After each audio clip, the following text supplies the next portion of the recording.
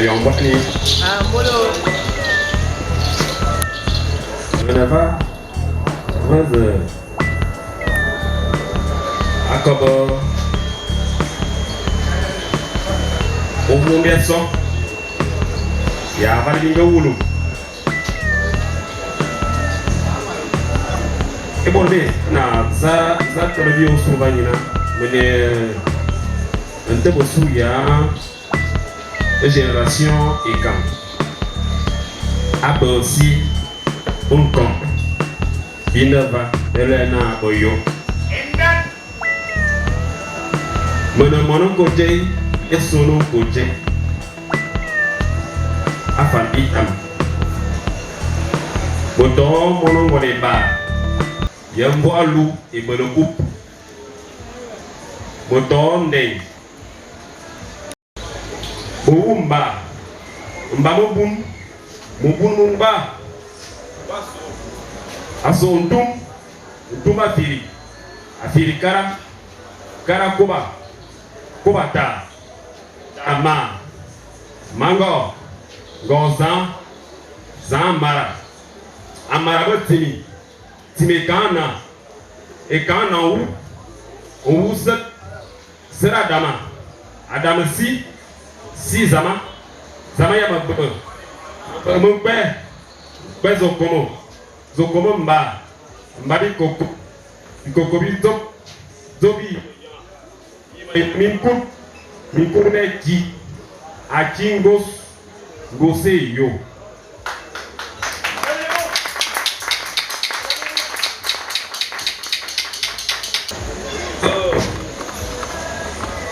eyo mewo ikana abiboro de wula sina ikana de wodo fa ba mame ngom akobi atira loro ikana be kana ba mo bala manyi ikana oswa makomi atira aloro be mana ebo bana za ni wula yino mwana akwana ema wono mwana akwana evu yibale na okakaranga yo mwana akwana evu yibale na okakara yino mwana kara okuaka wona okuakara ana etomana tomo yan sisi yo ba ti e dama evu ana tomo yan sisi wona wona kara ana sisi edo ni yene balana obo indana yon eborengom ana embomboru karama bo enya abe olakara abe otola abe onoto abe ikana ano ayomi sisi madan yon bati mama yengom ano enotrom makobo afulasi inyana ikana yo engong ekana bekana beto bela ana ekana zamaya mabo ana onje monilang bitela siba nembo zamaya mabo bino wona embombo zamaya mabo ekano soa no bakira yo ekana ambo ekana onru tira awan embo moro samanele tira awan nyebale na tire no enyo fulasi bale na noe enyano ekana osua ekana be abembo moro Zamaya Babo. Ano, Ekanankam. Ekanankam. Nya Angabele. Amayondom. Ndana le déluge universel. Il y en a Ekanankam. Ona. Ekana. Abo. Bon, Zamaya Babo. Nya ano. Ekana. Botini. Ekana. Ekana Botini. That's Timi, yo malena timi, nkam. Enyo flexible na nkam ya malena kam. Timi yo flexible na sem. Yo ekana ba timi. Ba bongo no ewule kana. Ba no ewule kana. Eyo bo ki e jiren. Bon be kana nkam. E kana nkam e do flexible na kana. E kana nkam. Do flexible na kana. Bo bongo be flexible na kana. Eyo e kana ba e kwa ba e mo bo ti ni mo ra ma torosu nyi ba lo le na amara flesi ona les amarame e ga ba ba torosu anaba ga ko lu ma ne bo ne ka na nkam anaba no eje bo ru ma ne ka na e ka na nyi ba le na e ka na ba timi e nyi bi no wona Mwana mi aloro umpayo ikana. Eyote mazo kwina. Dika ikana wati. Esonve.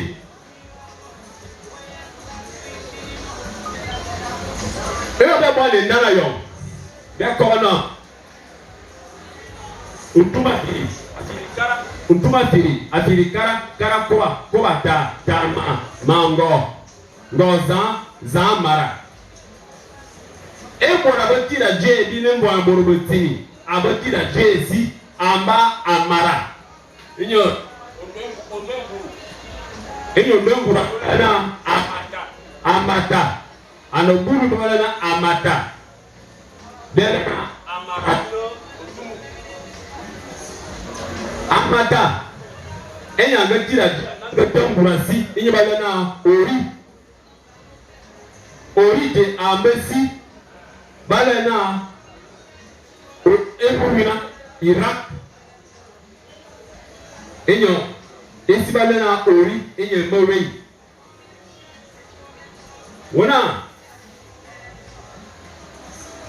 mina amara angote aya balena balena dynastie amara ana embo borozan dans un noé bino toujours moi t'as comme flasi à mon bébé pas de mon bac à mon flasi de toi là-haut bino toujours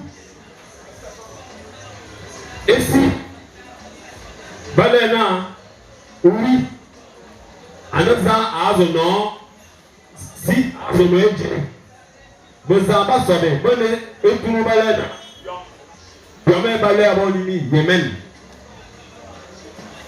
Yene ba zamba ga manaje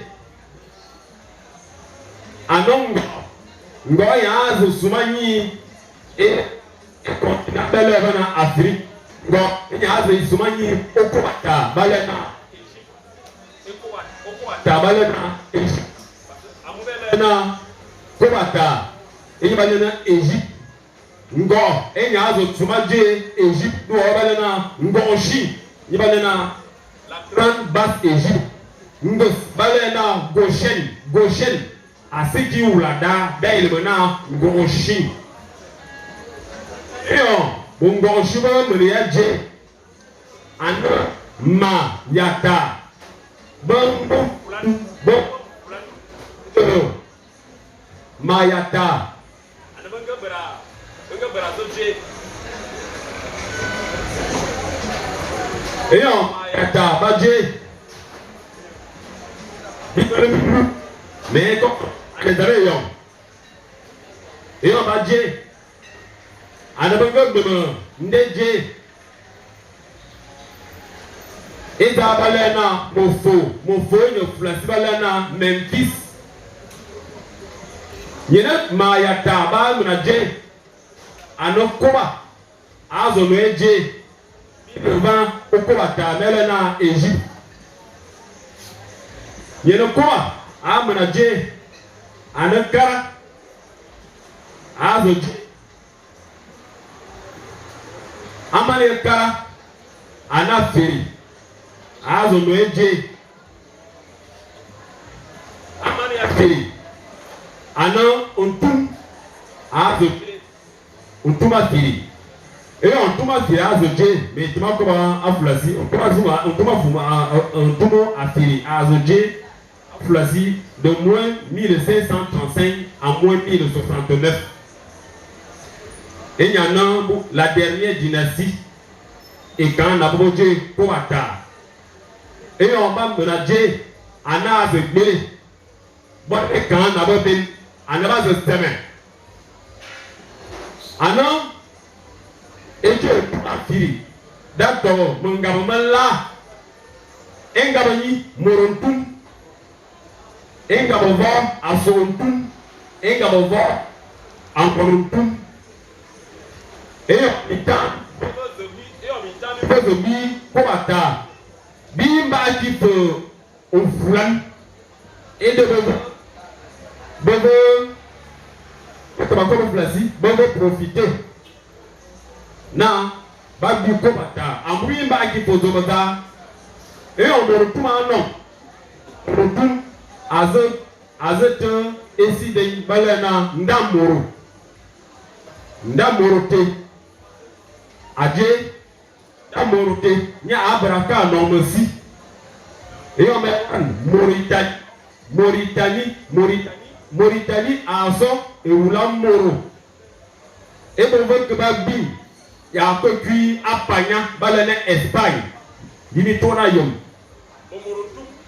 Le Tumboje Pagna, Motabako Flassi, de 711 à 1492, en Babon Moro. Flassi, les morts en la dynastie Morontum. On a à son tour en un bon Amara et Bokoro Okoata.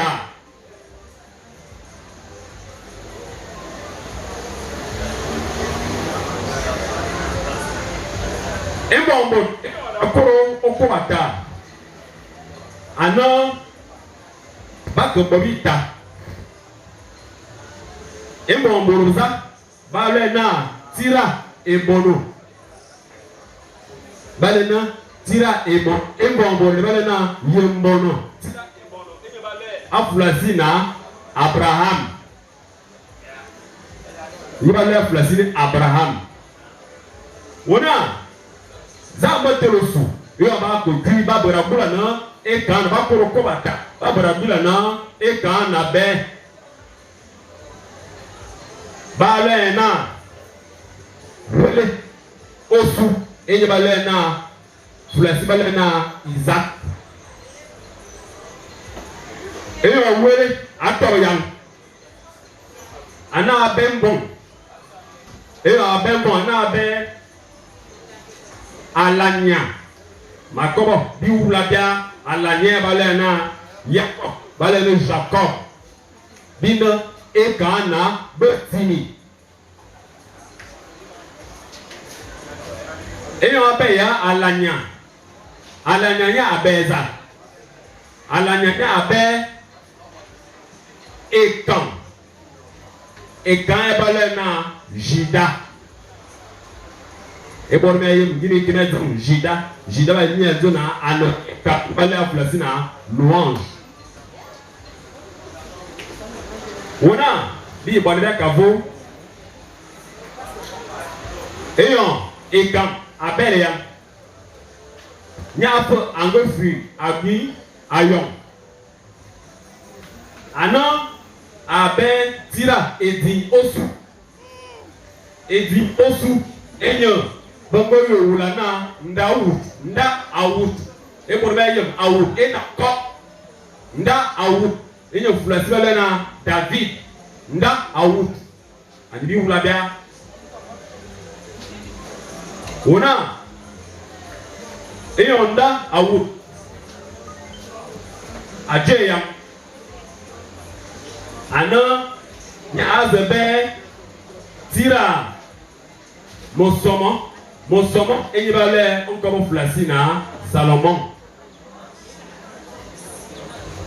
ma bo ya ma le ni e bo bo so bo ate aso bene dynastie aso tum eyo tira mosomo abele ya tira mosomo ana nya ana angoro tum bale na makanda azaba bale na red saba nye fulasi bale na la enya azebe tira mbana te enya azoso azebele bo azete asumu bale na royaume da asumu te enya boje bele na royaume da asumu ya abo brazil abi ndamuru ona aye abonne maloro so ezi abo madan ya embombo dalia esibalena ekana be balena Israël tira ezi balena David abe musomo abe sisiboro esisiboro abe toi be ngong abe nsan be wumu abe osasa be afo abe tu abe kono abe ndimba abe osola abe sara abe nkwe abe yom abe non ona abe esingan abe yala abe aso abe ekoko abe mboa abe esingan abe fun osuma abe mba abe alanya abe ambam abe kora enibele na ompere enyo abele bien ekana chrétien bale na fulasi bale na Jésus enyo Jésus bazona ango sobi kobizo abele ende goro ekan enyo mote ya wula zona meme zama ya no ende goro ekan zama meni ane ekan mama te mas mana mama bita abelo umpa mintaan baba zilim pawa amu si keler na mama te mama dia ko mie mama mai ti kompa te yo tomato umpa yo o royo da sumu dia so amojo na asumu understand wura en 990 nya de devenir Éthiopie yo mo bi ya sumu nya suma de devenir Éthiopie ando tobo ano bangonum yango angonu te enyango ebo mongo shene biye mokomo ya otamboa eyo angonu ano mboro mosomo bale na Salomoni yo abarazo noeje anambura onjezi bala na karakobata anazo noeje eyo no eje anazo toba azolo ndeje embura unkote bala ona afirikara eyo azolo emina nzita mana anago ambo muranje asusu banaka luman ya kasu si anazo noeje eyo awuya ndenden edengo no eto enyanga zamana murandate anano wula apirikara atenyo sobrike apirikara tena ona bwana ba firikara Afirikarte et bongo yo avant de n'avoir yo et qui sont na Addis Abeba. Addis Abeba peut d'abord et oulana Afirikara. Bongo sans les oula. Vous t'avez encore placé en 1889. Il va te saler oula. Deux œuvres Addis Abeba. Addis Abeba. Il y a un autre. Encore vous placé. En Égypte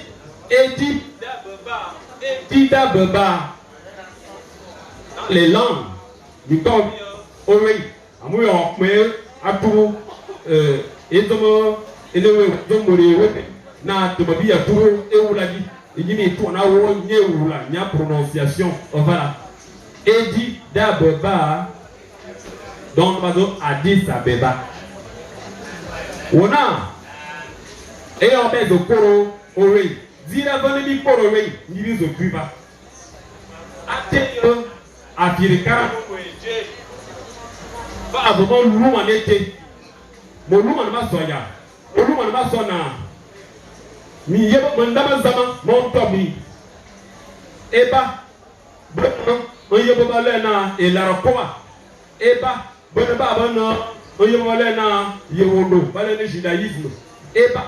Babana, bono yobale no bula badana musulman.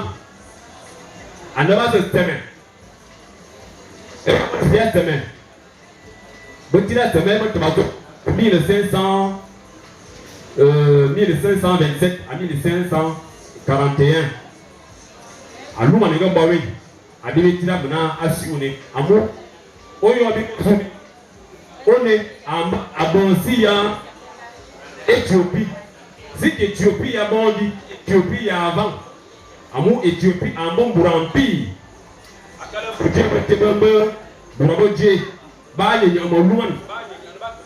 Si, et de Mayena, et mon ongle de Cuba, Bombo, Bolivie et Zima. Out of the bed. Enga Barabori. Et le.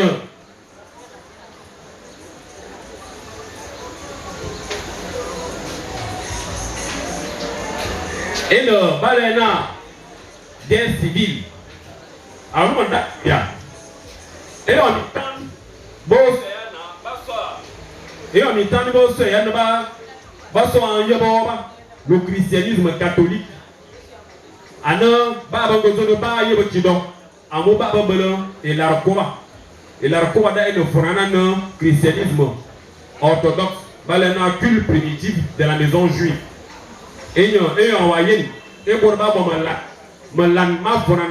christianisme orthodoxe.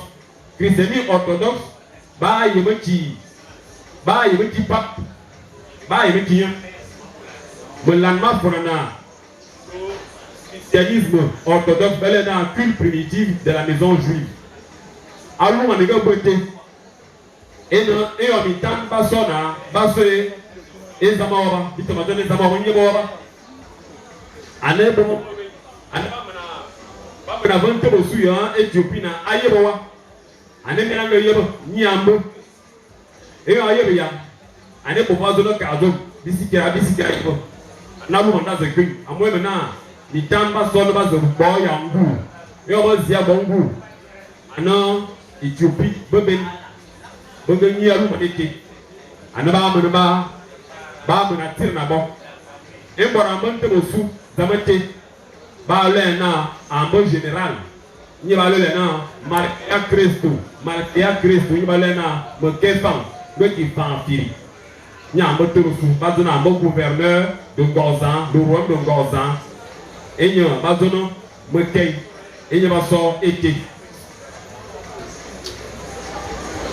alu on da brazo cuit de dabe en balu on est bonne ben Boyende Moroda, Bongo Sumana Baluman, Yenan Giango, Unje, Boje Balena, Empereur, Anango de Kuina, Éthiopie, Ento, Unzu, Adje, Antona, Morose et Nde Borode, Nino Mamaji Abon Sidam, Morose et Nde Borode, Mamaji Abon Sidam, Nivalena, la guerre des princes, Bak Basu, Anton et Nibe Voluman, Yenok Bago et J. Una kama masika tebeje mba wono ebo bie wono makam ide wena the prince iborgo gosto bingo so ando ando bingo la flase wala so na ba ramo be so ni long amo mo sa amo bele e mbora ni en tebo su azo kui oba mais maintenant on kanaya on est bino zo de da bimam oba e yo bi bari azo kui baba barazi be luman pia be ben et dans le circuit alumania mina bobezi bayam alumania oban et no bon pas de pia be et de ma kuma lerna e borba kuma yema bi dawi mamite e kala mo batira kuru kala ke ni et bon voilà à 18 € à bord 12 000. Même la maison d'édition il y en a pas. Et pour on va à mon partenariat avec il y a imprimerie Zivana ma pour le va à part de 18 € il y a l'original donc on va et il y a l'original amour le peuple maintenant et veut le si qu'elle est pas bon produit avec ma bord à 10 000 et pas soit pas là bon entre 15 à 20 000 ça dépend parce que bon en euros il va pouvoir pas soit là Mathieu maman télé me ce va maman de y a des dabi et de ma première à zona et on va boire dans la yon maintenant encore flasi histoire da et dans la yon été maman m'a mis à l'euro et on va do on toma tiri a tiri kara koma ta et une histoire et une été et on va que on va dans la yon a que tu as de morontum on de mener bon morontum et mon bas boy dans la yon a que tu abe asotum mener bon asotum et mon bas que tu abe angorontum mener bon angorontum asotum morontum angorontum bon c'est ça on toma tiri la dernière dynastie de l'Égypte antique bin de bon betini bin de sémite il y a placé à l'heure bin de sémite maman se servir et comme atira maman nama zama maman se servir et quand était ane maman bi wula bi se servir le vallée bi wula da bi ne bon gantona back de bebo un koboba il me bon yana jida aina et quand ane mata wula ko et quand était et il faut kora dès là on crée et il part elle est donc Amazon mavo nye de dabi ba onezi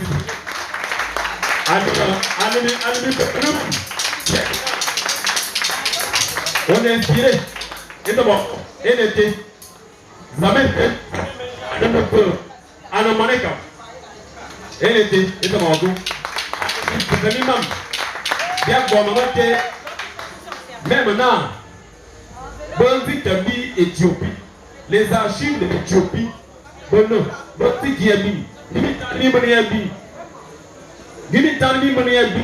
Gideya Ibariki pa mama bingo fumo bo recherche ba ate ya bo ondongura ngati dunu bana ba tirikara ondongura akoba amata amara ba ko ba le pagina bibi na na mama engo pa atira ba shi Éthiopie bien que maman te se me dan